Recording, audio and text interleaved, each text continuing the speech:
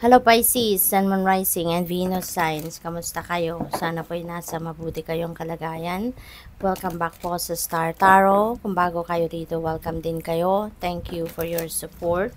I truly appreciate it. God bless you all, Pisces.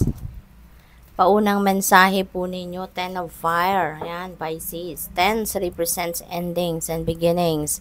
So, dito sa Ten of Fire, Pisces, meron kayong tatapusin. Meron kayo, you're going to put an end to something dito na hindi na nakakatulong sa'yo. As in, nakakapagpa-stress na sa'yo, physically, mentally, yung ganon. At, maaari na ang iba sa inyo dito is going to totally cut the cords between you and kung ano man itong nagpapahirap sa inyo, or baka ang iba sa inyo dito hihingin ng tulong. Maybe ang iba sa inyo is going to ask for help from other people. So, para, alam mo yun, matulungan ka, matulungan ka na maging magaan ang iyong task, or maging magaan ang bit-bit ninyong responsibilidad at obligasyon. Pwede rin ang iba sa inyo dito, kailangan mag-ingat, Pisces, take care of your health. Pay attention to your health, kung ano man ang mga nararamdaman ninyo, siguro mga discomfort, meron kayong may mga nararamdamang hindi masyadong maganda, physically. Make sure, napansinin ninyo yan. Listen to the wisdom of your body. Listen to the messages of your body. Kasi kung meron na kayong mga pananakit ng kung ano-anong parte ng inyong katawan, make sure na asikasuhin ninyo yan. Alagaan nyo agad ang sarili ninyo. Diba? Magpagamot agad kayo. Huwag na ninyong hayaan na lumala pa. Okay? What else? We have 4 of water. Ayan. So, dito naman, this is about dissatisfaction, discontentment sa buhay, maring may boredom na nararanasan ng iba sa inyo rito. Okay? So, this is an invitation for you to open your eyes to the possibility or bagong opportunities, sa buhay, Pisces. At kailangan ninyo na buksan ang inyong mga mata, ang inyong sarili, ang inyong isipan dito sa mga bagong kumakatok na oportunidad. Kasi baka ito na yung hinihintay ninyo, or baka ito na yung padala sa inyo ng universe na mas mabuti kisa doon sa mga na-miss ninyong oportunidad. Okay? What else? We have 8 of Fire. Ayan. So, dito sa 8 of Fire, this is mabilisan, galawan ng lahat-lahat. Okay? Ito na yung mga mabilis na paggalaw ng mga bagay-bagay, mabilis na paggalaw ng mga sitwasyon, yung ganon. Okay? Maaaring ang iba sa inyo rito is going to move forward with your life. Maaaring kayo ay magsisimula ng gumalaw, magsisimula na kayong magsisimula na kayong mag-asikasuhin, yung iba't ibang klaseng ventures, iba't ibang klaseng mga bagay-bagay na inaasikaso ninyo na dati siguro natigil, di ba? Nagkaroon ng mga delays, nagkaroon ng mga blockages, pero ngayon, you're going to look into it, at maaaring yun ay sisimulan nyo ng muli, or ipagpapatuloy nyo na where you left off, parang ganon. Travel also is imminent for some of you dito, Pisces, maaaring kayo ay magbabiyahe din, maaaring kayo ay may pupuntahan. At maaaring yung travel opportunity na to is impromptu, or baka yung travel na ito is matagal nyo ng plinano, we have 10 of Earth. Ayan. So, 10 of Earth, this is a beautiful energy kasi lalo-lalo na pagdating sa pamilya, masaya, magiging masaya ang pamilya ninyo rito. Makakaramdam kayo dito ng contentment, ng happiness, dahil lalong-lalo na pagdating sa pera, kung ano yung mga pangangailangan ng pamilya ninyo, ay kung anong pangangailangan ng pamilya ninyo ay nandiyan dyan na. Maaaring masasabi nyo din na financially stable na kayo. At hindi lang ito yung financial stability na to, hindi lang ito for few months or for few weeks, no, but this is for the long term. Kaya kampante na kayo, masaya, komportable, no, yung pamumuhay ninyo. What else?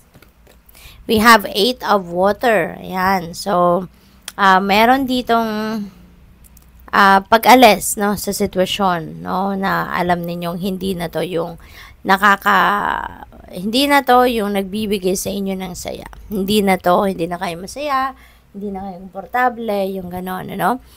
With the 10 of fire dito, with the 8 of water, feeling ko iisa lang ang sitwasyon na to, no. Kasi dito, ano na kayo yung parang gusto niyo nang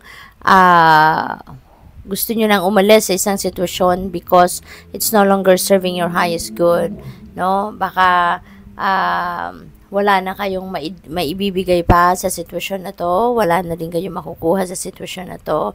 Parang you are seeking for calmness, you're seeking for tranquility, you know, you are seeking for something na alam mo yun, yung positibo ang magiging epekto sa buhay ninyo. Kasi kung ano man ang kinabibilangan ninyo yung sitwasyon na ngayon, parang ang nararamdaman ninyo dito, it's all negativity. It's all negative energy, no? Yung bumabalot sa'yo. Kaya gusto mo nang iwanan ang sitwasyon na ito, no? What else? We have 3 of air. Ayan. So, sa 3 of air na ito, Pisces, this is great sadness na nararanasan ninyo. Meron kayong lungkot, no, na nararamdaman, na nararanasan dito. So, it takes time to heal, no? It takes time to heal. Ito yung paalala din sa'yo. But eventually, you will get there, no? Kasi, wala namang forever, di ba? Walang pangyayari na forever hindi nababago. Kaya, yung sadness na to, lilipas din ito. Yung kalungkutan na to, malalagpasan din ninyo yan. Although, hindi instant, hindi madali, no, hindi agad-agad, but still, you know, it is going to change. Alright? There is also a need for you to maybe heal yourself or forgive yourself and forgive other people para makapagsimula na kayong mag-heal. Pero kung hindi pa kayo handa, then hindi naman napipilit yan. Hindi mo pwedeng pilitin ang sarili mo, 'di ba? But ipag-pray ninyo yan, Pisces. Kung gustong-gusto nyo nang mag-move on sa buhay, ipag-pray ninyo yan because one day, 'di ba, the universe will just, you know, ipaparamdam na lang sa iyo na parang kaigana ng puso ninyo, kahigaan na ng pakiramdam ninyo towards kung ano man ang nagiging dahilan ng hirap, no, ng inyong kalooban. 6 of water, ayan, so this is tawag dito, parang reminiscing kayo, no, inaalala ninyo yung nakaraan, inaalala ninyo yung nung pagkabata pa ninyo, inaalala nyo pa rito yung when you were a kid pa, no? Na walang problema, na walang, anong tawag dito? Walang problema, walang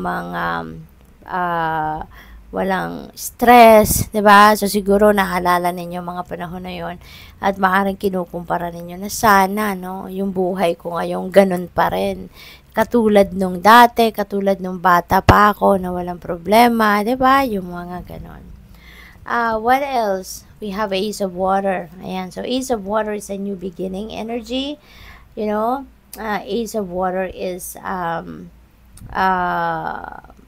pagkakataon ninyo ito na magkaroon kayo ng mga sitwasyon na talagang, alam mo yun, yung parang magaan lang, no? Yung light lang, kumbaga walang problema, maluwag ang pakiramdam, masaya, joyful, happy, yung ganun. Parang ito yung energy din na yung bibigyan kayo ng blessings, no? Bibigyan kayo ng multiple blessings ng Panginoon dito, no? Bibigyan kayo ng love, ng peace, ng tranquility.